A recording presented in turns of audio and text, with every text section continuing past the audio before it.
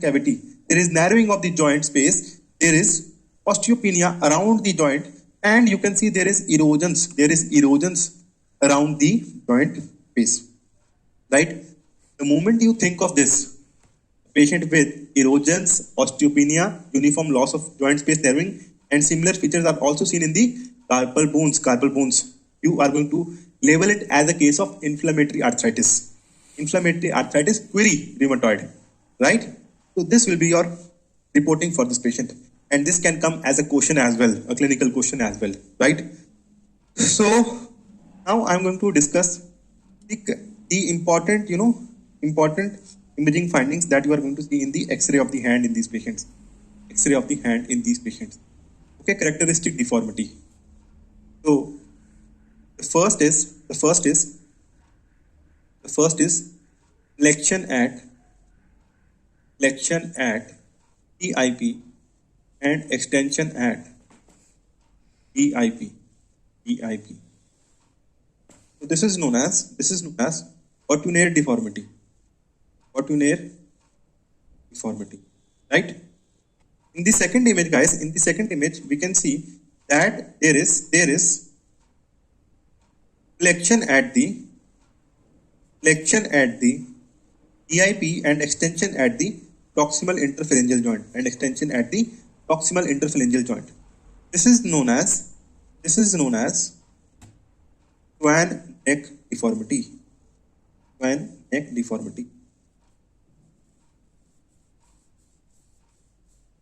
Okay, there are few deformities that you guys should remember. Okay, a few of the deformities I have told you. One is Bottonniere deformity, and the other is your Swan neck deformity. You can also see mallet finger. And in mallet finger, what you are going to see, there will be flexion at the distal interphalangeal joint. Flexion at distal interphalangeal, right? You can also see hitchhiker's thumb. And what do you see in hitchhiker's thumb? There is extension at first proximal interphalangeal joint and metacarpophalangeal. First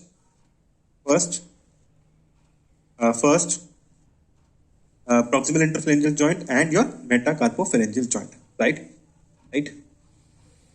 So these are few important deformities, right? There can also be ulnar deviation of the fingers, ulnar deviation of the phalanges, and radial deviation of the metacarpals. Ulnar deviation of the phalanges and radial deviation of the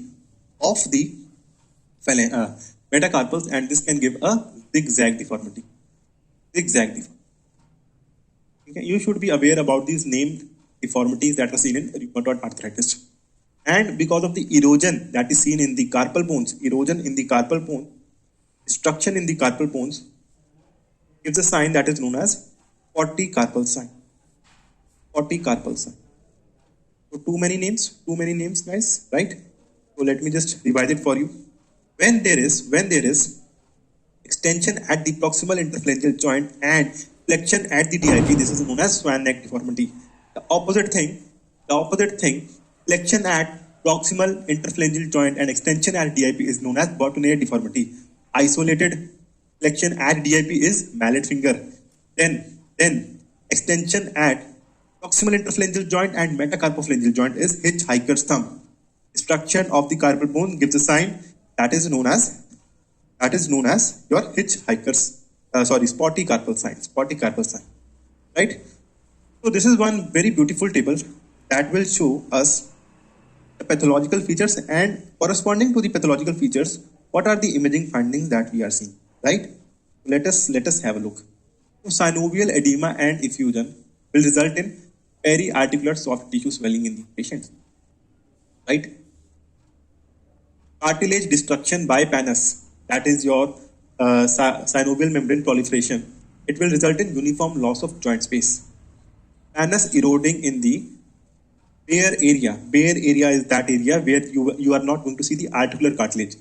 Bare area is that area that is not covering, that is not covered by the articular cartilage. So here you are going to see erosions, and these erosions are known as marginal erosions. Intraosseous spinous and synovial fluid intrusions will result in subchondral bone cyst. Okay? And inflammatory hyperemia will result in juxta-articular osteoporosis. Juxta-articular osteoporosis. Okay?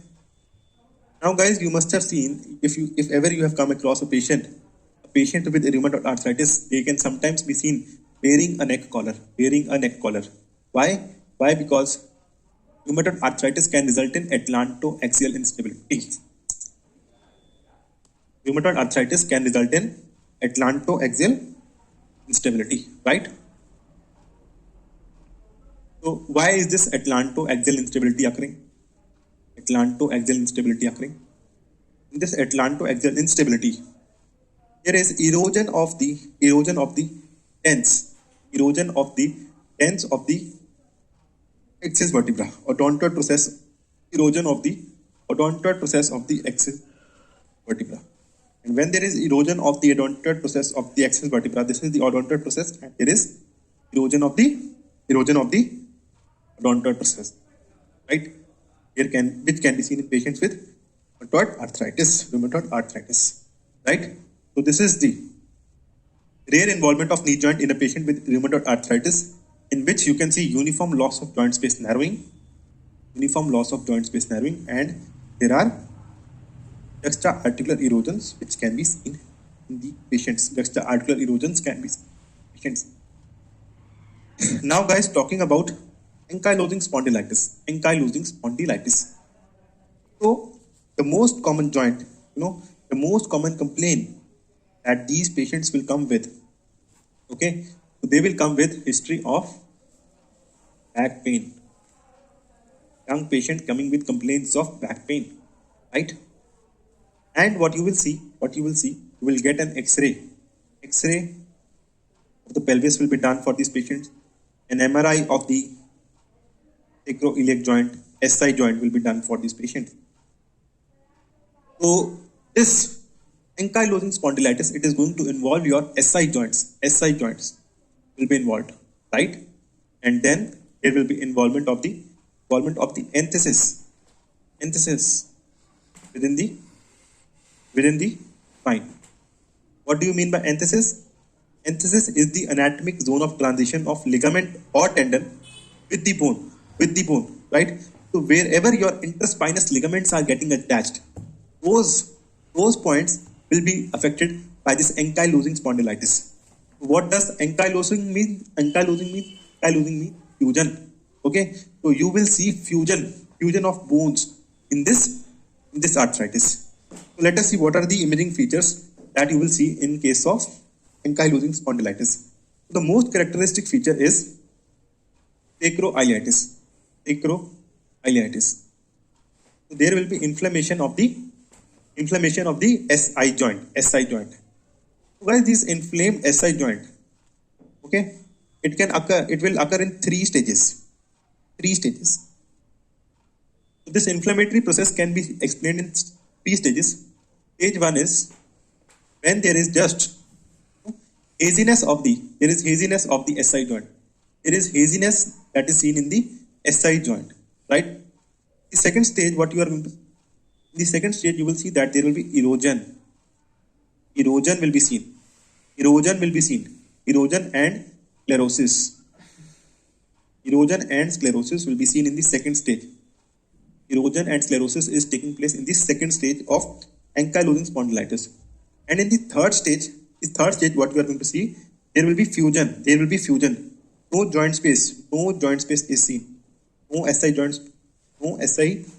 space is in the third stage, where there is fusion of the SI joint, right? These are the imaging features. The features are very subtle, but the feature that you guys can identify, is that you can easily see that there is some sclerosis adjacent to the SI joint that is seen both within the sacrum and within the ilium, right? So sclerosis, that is increase in the density of the bones adjacent to the SI joint, will be seen in both sacrum and ilium, right? And this can be seen.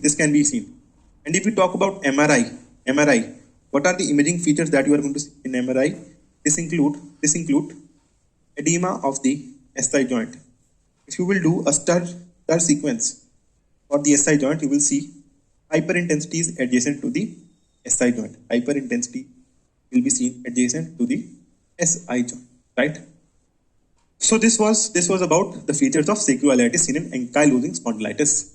Now I'm going to tell you important lesions that you are going to see in the vertebrae, right? So guys, the first lesion I told you that it is going to involve your enthesis, the points of enthesis. If there is some ligament that is connecting these two bones, okay, that is connecting these two vertebrae, okay, there will be erosion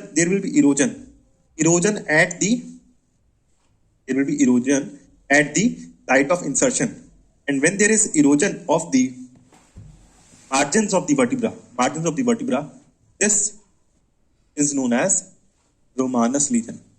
Because it is an inflammatory arthritis, it will result in erosion. So this erosion will produce, this will be seen at the site of enthesis, and this is known as Romanus lesion.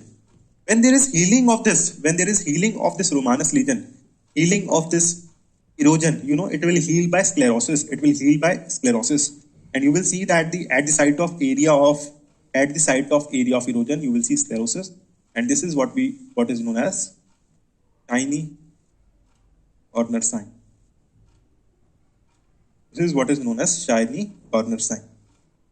Right? So guys, normally the shape of the vertebrae is like this. This is what is the shape of the vertebrae.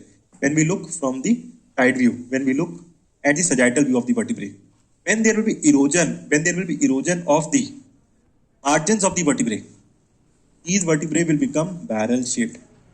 Okay, these vertebrae will become barrel shaped. Erosion of this part will result in barrel shaped vertebra, right? So squaring of the vertebra or barrel shaped vertebra or squaring of the vertebra will be seen in ankylosing spondylitis. Squaring of the vertebra will be seen in ankylosing spondylitis, right? And guys, you will see ossification of the various ligaments, right? There will be osteophytes that will be connecting the two vertebrae, and these are known as syndesmophytes. So bridging syndesmophytes will be seen. And this vertebra, they will appear as just one structure. They will appear as one structure. They will not appear as different vertebrae lying adjacent to each other. So this is your bridging osteophytes. Bridging syndesmophytes are the structures which are connecting the two vertebrae. And when there are bridging syndesmophytes seen, okay, it will give a bamboo spine appearance.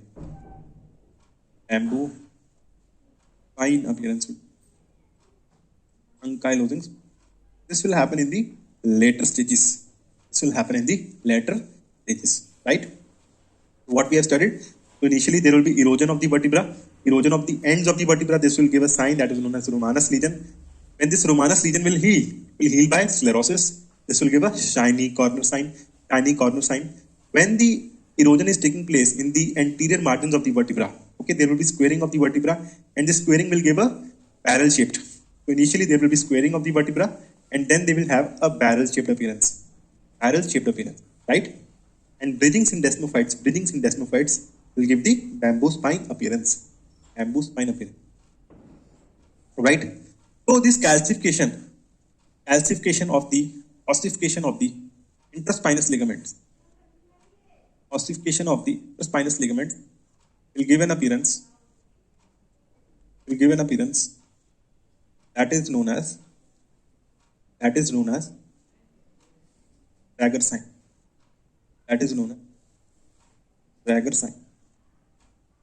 Okay. So ossification of interspinous ligament, right? When there is ossification of just paraspinous ligament, right? So ossification of paraspinal ligaments will give a sign that is known as railroad track sign.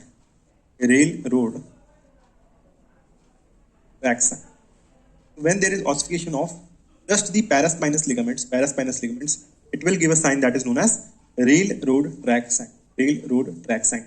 And when there is ossification of interspinous ligaments as well, and there is ossification of paraspinous ligaments, it will give a sign that is known as Rowley track sign. Rowley track sign. Right? So these are the important name signs. I have given you an explanation also. For these name signs. Right? So again, guys, there is this is the bamboo spine appearance. Bridging syndesmophytes can be seen.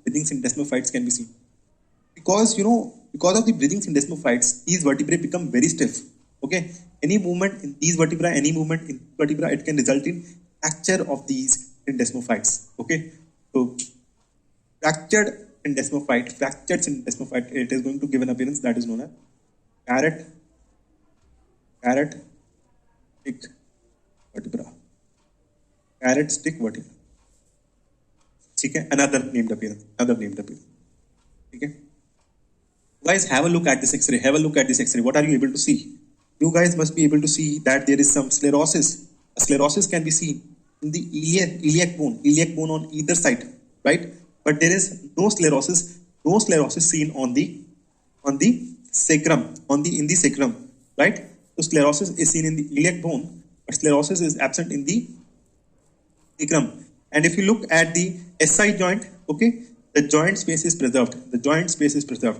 So guys, this is a differential diagnosis of ankylosing spondylitis. It is not a case of ankylosing spondylitis. It is a case of osteitis or osteitis condensalis EI. Right? So this is one spotter that I wanted to show you. That if you are seeing sclerosis on either side of the SI joint, it is not just ankylosing spondylitis, but this is one condition where you can see isolated sclerosis of the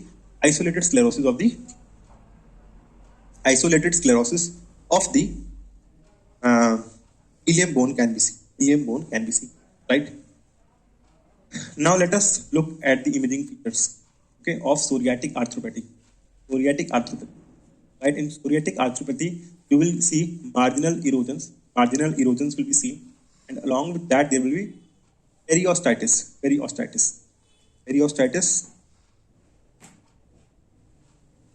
Okay, these patients again will present with swelling of the digits. There will be erosions, extra-articular erosions. There will be periostitis, and this is going to give a mouse ear appearance. And this is psoriatic arthropathy. Right? It can be also be associated with skin lesions.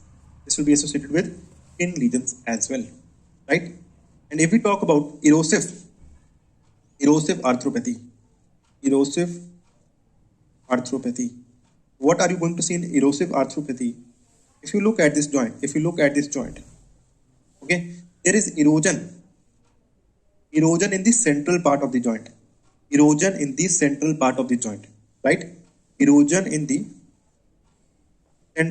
the joint. And erosion in central part of the joint will give an appearance that is known as gull wing sign. Right? So this erosion of the central joint, it is giving an appearance that is mimicking the gull wings. This is your gull wing appearance. This patient is coming with complaints of swollen and red first metatarsophalangeal joint. I have given you the history. Now, when history is available, this patient also has history of chronic kidney disease. Now, looking at these two history, we will look at the X-ray of the feet. On the X-ray of the feet, we can see that there is some problem in the first metatarsophalangeal joint. What we can see in this X-ray, that there is some erosion, marginal erosion is seen around the first metatarsophalangeal joint, right? So guys, can you think of a diagnosis now? Swollen first metatarsophalangeal joint, redness is there. Patient has history of chronic kidney disease. So this is a classical case of gout arthritis. Gouty arthritis, right?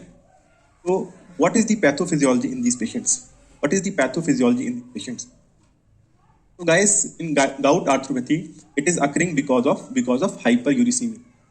Hyperuricemia is because hyperuricemia results in deposition of monosodium urate crystals, around the joints. Monosodium urate crystals are deposited around the joint, and these crystals, they will result in an inflammatory reaction. Right? And because of this inflammatory reaction, the joints will be swollen. If you can also appreciate in the previous image, not only there was erosion of the joint, but you can also see that there is some soft tissue thickening can be seen. So this monosodium urate crystals, these are known as TOFI, and they will result in inflammatory reaction, right?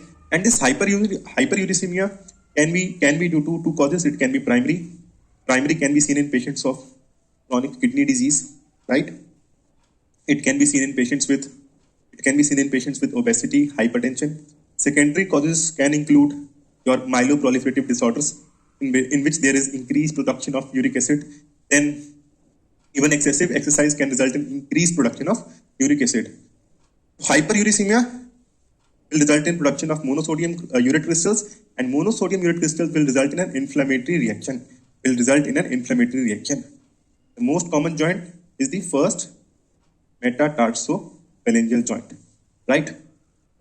So imaging features will include, there will be joint effusion in the joint. Okay, you will find fluid in the metatarsophalangeal joint. Then there will be absent juxta-articular osteopenia. If you can remember rheumatoid arthritis, in a rheumatoid arthritis, what was happening? There was juxta-articular osteopenia due to inflammation around the joint. But here in this case, you will not find any juxta-articular osteopenia. Juxta-articular osteopenia will be absent. Then guys, the third thing that you are going to find is erosions. Erosions will be seen, which will have hanging margins. And these erosions are also known as rat bite erosions. Right? So these are the imaging features of gouty arthritis. So what is the first investigation that you are going to do? The first investigation will be X-ray of the joint, X-ray of the feet, right? And second investigation that you can do is an ultrasound. On ultrasound, you can see TOFI crystals, monosodium urate crystals. You can see joint effusion, and these crystals are also giving posterior acoustic shadowing. And there is one newer modality, that is your dual energy CT. So this can be asked as an MCQ. So what is the use of dual energy CT in gouty arthritis? Dual energy CT, guys, just remember that it can help in the quantification of monosodium urate crystals. It can also give color coding to the urate crystals, right? So normally if you will do a CT for any patient, you will just see calcific deposits. But in dual energy CT, it will also help you to differentiate between calcific deposits and monosodium urate crystals. And they are given color coding also. Green color stands for monosodium urate crystals in this patient. Okay. So just remember that this gouty arthritis can present in 3-4 stages. The first stage is asymptomatic patients, in which there will be hyperuricemia. The second stage, which will last for 7 to 10 days, there will be acute swollen red joints, right? Acute swollen red joints will be seen. And then there will be a period of asymptomatic, when the patient will be asymptomatic. And that is your intercritical period, in which the patient will have no symptoms. And after that, features of chronic gouty arthritis will start, which will include your erosion, marginal erosions, juxta-articular erosions, right? And destruction of the joint space. So another mineral deposition disorder, articular disorder. What are you able to see in this image? In this image, In this image, we can see that there is calcification of the articular cartilage can be seen. Calcification of articular cartilage can be seen. Just remember that this calcification of articular cartilage, this is associated with calcium pyrophosphate dihydrate crystals due to deposition of calcium pyrophosphate dihydrate crystals, in which you are going to see calcification of the articular cartilage. Right, so here in this image we can see that this is an X-ray of the knee joint. This is the joint space, and just look at this hyperdense, radiodense articular cartilage, right? And this is going to happen in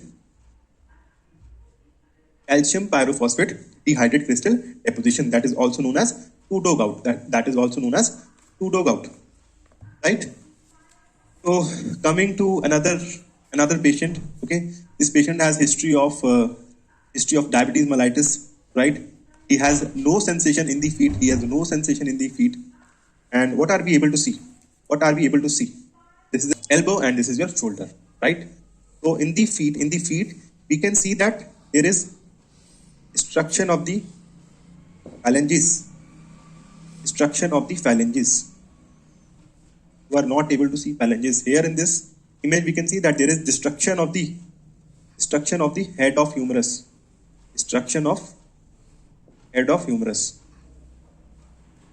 And here in this image, we can see that there is destruction of carpals. And here in this image, that we can see that there is dislocation of the humerus over radius and ulna. Disorganization. Guys, all these are important features of neuropathic joints. What happens in neuropathic joints? Okay, the patient does not have any joint sensation. Okay, the patient does not have any touch sensation. When there is, touch sensation is absent, there is constant injury to the joint. And because of the constant injury, you are going to find such features in the joint, such as destruction. So it is associated with 6 Ds. 6 Ds are seen. What are these 6 Ds for the neuropathic joint? These include destruction of the joint. Dislocation of the joint. Destruction will result in dislocation. A dislocated joint will be disorganized. Okay, and destruction will also result in debris within the joint. There will be distension of the joint. Will be. And last, there will be increase in the density of the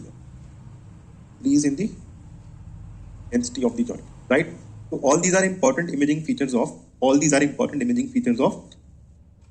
joints.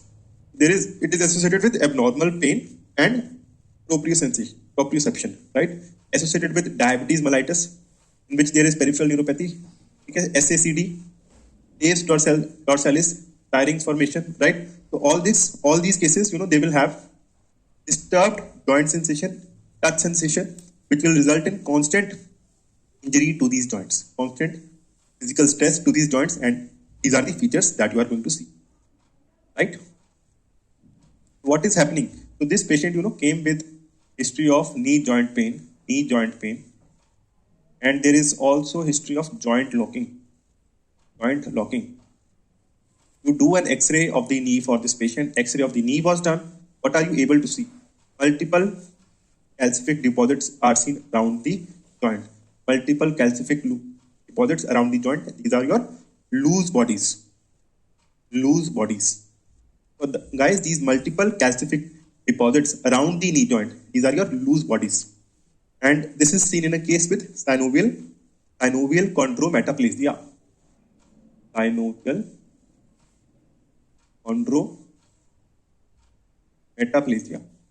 What do you understand by synovial chondrometaplasia?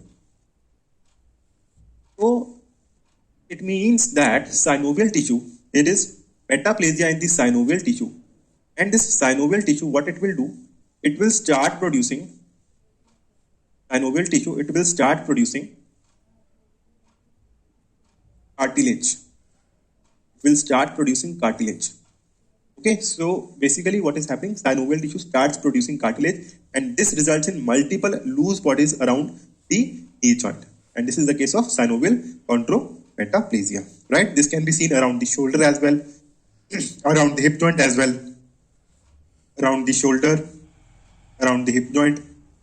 And as the disease progresses, this can result in destruction of the joint as well. It can result in destruction of the joint as well. Okay. So moving, this is your synovial chondrometaplasia seen around the shoulder joint. Multiple calcific loose bodies can be seen around the knee joint. Multiple calcific loose bodies can be seen around the knee joint. Right. So moving on to the degenerative joint disease. Right. So what is happening in degenerative joint disease? There are physical and chemical forces. Okay, physical and chemical forces, they result in altered chondrocyte dysfunction. Altered chondrocyte dysfunction. Right? So this altered chondrocyte dysfunction results in altered chondroitin sulfate. When your joint fluid is altered,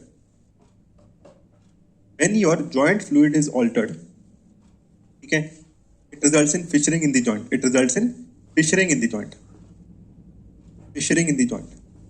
And this fissuring within the articular cartilage, okay, it will result in various changes that you are going to see. In a patient with osteoarthritis. So let us see what are these changes. What is the first change? First change is, if you look at this place, the first change in the knee joint as well as in the vertebra. What is the first change, guys? The first change is that there is non-uniform loss of joint space. In the knee, there is loss of joint space in the medial compartment. This is the first finding that you are going to. Not the first finding. This is a very important finding that you are going to. Right? Then what is the second? What is second labeled as? So you can see a bony outgrowth from the margins of the joint. Here in this image also you can see bony outgrowth. Outgrowth can be seen around the margins of the joint. So these bony outgrowths are nothing but your juxta-articular osteophytes. These are nothing but your juxta-articular osteophytes. Right? So the first thing that we studied was that in order to differentiate a degenerative joint disease from an inflammatory arthritis, you are going to see non-uniform loss of joint space. If you just remember an X-ray of the patient of rheumatoid arthritis, in that X-ray I showed you that in the knee joint there was uniform loss of joint space. Both the medial and the lateral compartment were involved, and there was erosion in that patient. But here we can see that there is no evidence of any erosion, but there are juxta-articular osteophytes. What is the third thing that you can see in these patients? The third thing is you are going to see, just look at this thing very carefully. There is increase in the density of the bone adjacent to the joint. This increase in density adjacent to the joint is known as subchondral sclerosis. Increase in the density of the bone around the knee joint. The fourth thing you will see that when there is destruction of the cartilage, the synovial fluid, it will seep through the cartilage and it is going to enter into the bone. The synovial fluid, it is going to seep through the cartilage and it enters into the bone. You will see radiolucencies. Round radiolucencies can be seen around the joint. So these are basically your subchondral cysts. Subchondral cyst formation will be seen, also known as GEOT. And talking about the fifth thing that you are going to see in these patients, This is basically the destruction, the loss of medial compartment of the joint space. It will result in dislocation of the joint. And the fifth thing will be joint dislocation. Joint dislocation. So these are the important features of osteoarthritis that you are going to see, whether it is involving your spine, whether it is involving your knee, whether it is involving your fingers. So these include non-uniform loss of joint space, and there will be asymmetric also. Asymmetric also. If one joint is involved, if right knee joint is involved, it is not necessary that your left knee joint will also be involved. Right? The second point is extra-articular osteophytes. You will see multiple bony outgrowths from the margins of the joint. Right? And constant stress of the joint, it will result in increase in the density of the bone around the joint. And this is known as subchondral sclerosis. Subchondral sclerosis. Because of the destruction of the cartilage, synovial fluid will seep through the cartilage and it will enter into the adjacent bone and it will result in formation of cysts. These are your subchondral cysts that are seen in these patients. And the last thing is you are going to see dislocation of the joint. This is the last stage of osteoarthritis. Last stage of osteoarthritis, you are going to see dislocation of the joint. Right? So here in this image, what I'm trying to show you, there is osteoarthritis involving the L5-S1 vertebra. L5-S1 vertebra, there is osteoarthritis. Right? What are the features that you are able to see? You are able to see that there is decrease in the joint space. There is subchondral sclerosis. Right, and you can also see some radiolucency within the joint. So this is one phenomenon that is seen in degenerative joint disease involving your spine. There is production of nitrogen bubbles within the intervertebral disc, and this will appear as radiolucency on the X-ray. And this phenomenon is known as vacuum phenomenon. Vacuum phenomenon. Here again, this is another case of osteoarthritis which is involving your facet joint. So osteoarthritis can even involve your facet joint, and here again you can see all these features. This is a normal facet joint. You can see a joint lucency which is absent in the joint involving involved by osteoarthritis. Then there is subchondral sclerosis, which is not seen in the normal joint, right? These are the changes that you are going to see in the vertebrae, right? Moving on to the next disorder. The next disorder is a disorder involving your spinal and extraspinal area, and you are going to see diffuse ossification and calcification of the ligaments. This is a CT image of the cervical vertebra. You can see flowing calcification of the anterior longitudinal ligament. Flowing calcification along the anterior longitudinal ligament, giving it a bumpy contour. Right? And this is seen in patient with diffuse idiopathic skeletal hyperostosis. Also known as Forestier's disease. Earlier known as Forestier's disease. Right? So whenever there is calcification of the anterior longitudinal ligament, this calcification can result in, back pain, neck pain, right? All the articular symptoms you are going to see in this patient.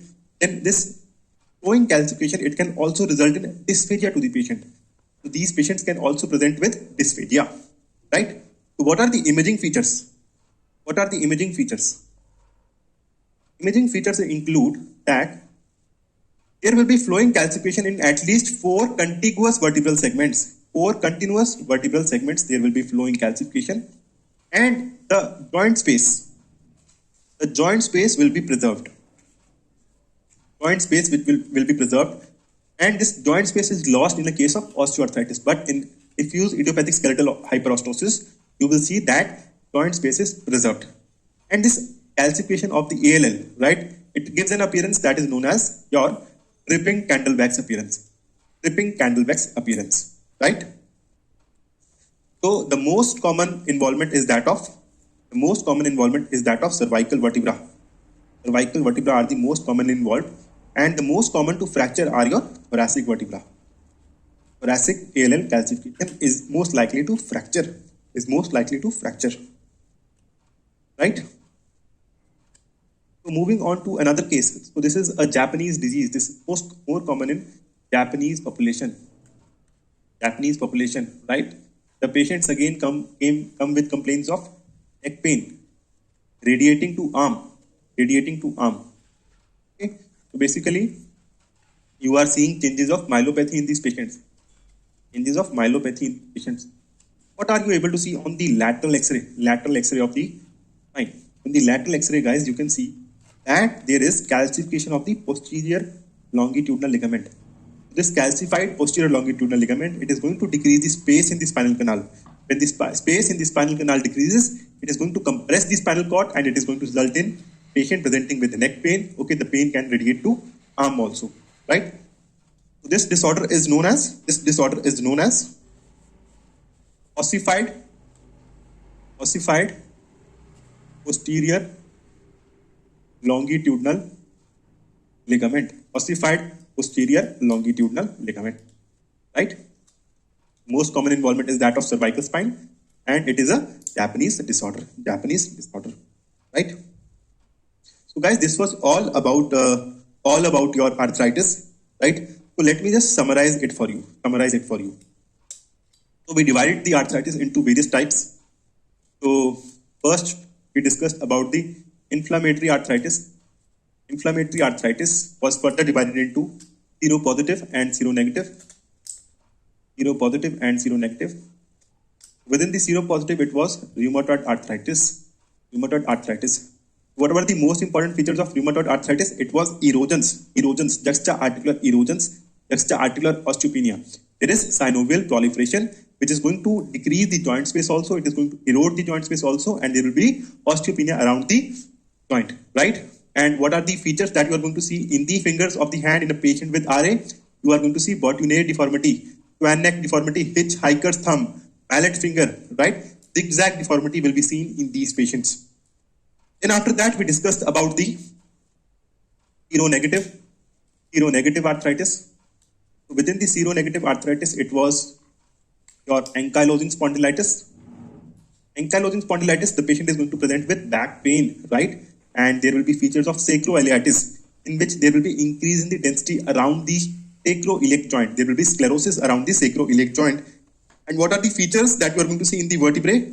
You are going to see Romanus lesion, which is basically your erosion of the anterior margins of the vertebra.